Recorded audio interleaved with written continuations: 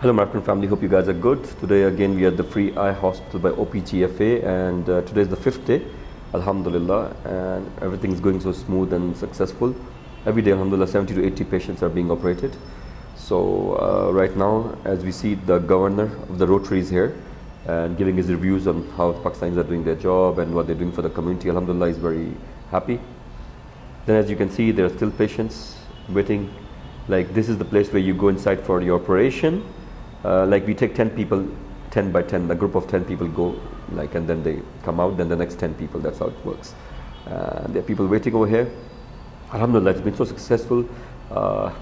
Anybody, as I said, we still have like 3 or 4 more days to go. If you have someone who has an eye cataract problem and they can't see, so this hospital is giving those services, free operation for those people. You see these people are marked. The ones that are marked are the ones they're going to get operated on, the site, and the doctor is there still checking on them, everything before they go for the operation.